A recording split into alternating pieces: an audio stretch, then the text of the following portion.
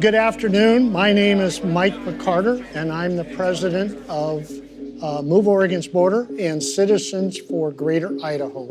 We are blessed as rural Oregonians to have Idaho as our sister state. And we're coming to you today to say, please adopt rural Oregon. What Mike McCarter wants to do is a little crazy. He's hoping to get Oregon and Idaho to move their border hundreds of miles to the west. With a little piece of Washington and Northern California as well, his plan would eventually make Idaho the third largest state in the country. States have moved boundaries before, but nothing this major in more than a century. A number of officials in Idaho have embraced the idea. The addition of landmass, the resources. There are some appealing things to Idahoans to consider this. So have many people in rural Oregon. Earlier this year, 7 counties voted to back the plan. The momentum has picked up and it is moving. It has got a life of its own. Why do you want to move Oregon's border? Because we have no input. The majority has the agenda in the state legislature and they control everything. Yeah, you good girls. When Oregon legislature proposes to maybe limit diesel for equipment, when I hear that we need to look at a different way of collecting property taxes to make it more equitable, that scares the crap out of me.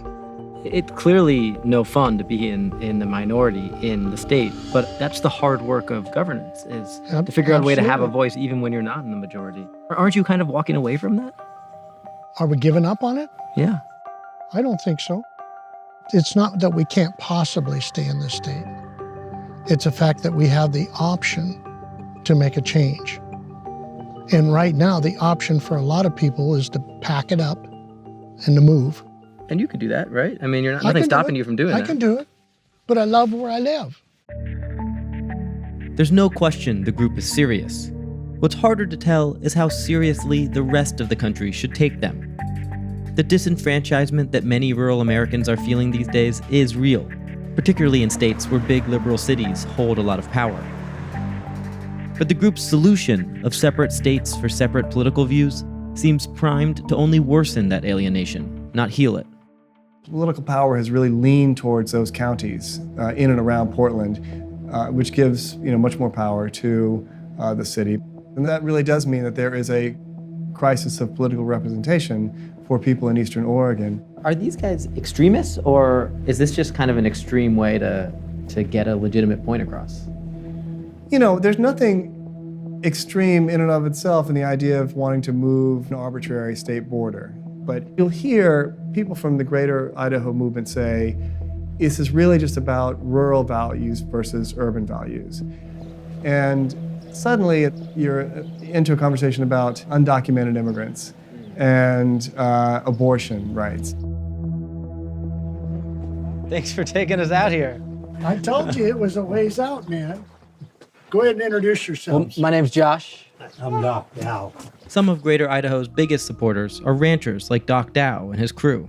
And we've got a total of 32,000 deeded acres in Oregon, and we're being dictated to by people who know nothing about ranching, by people who have no idea how we make a living.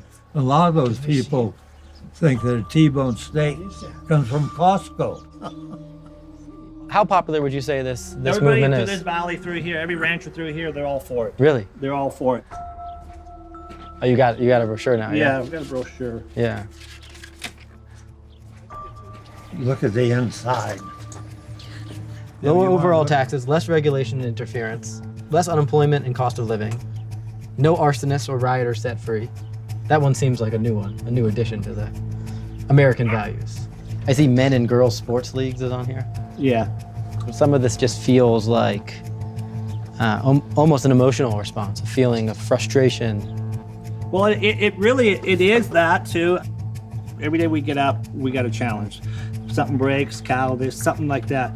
So we got enough responsibility. Then you got the government coming in and trying to take our freedoms away, our Second Amendment right, and then our First Amendment right. Unless you're a libtard or a Democrat, our say doesn't matter. Do you think that rural America and urban America are essentially two different Americas? Actually, I do. Two different Americas. Yeah. Good America and bad America.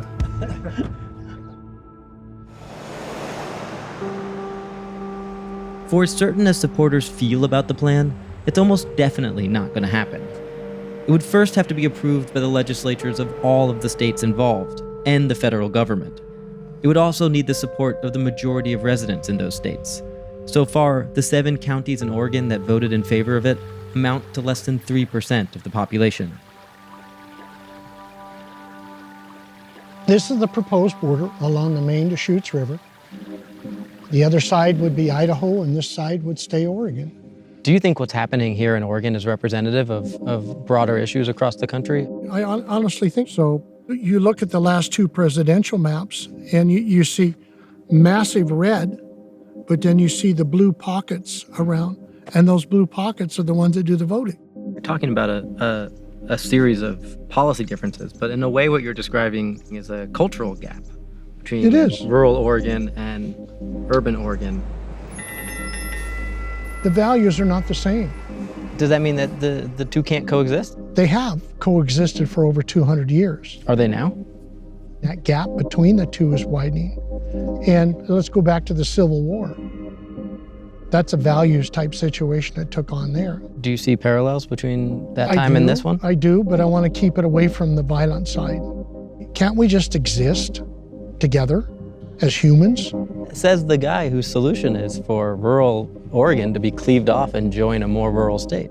Again, it's nothing more than moving.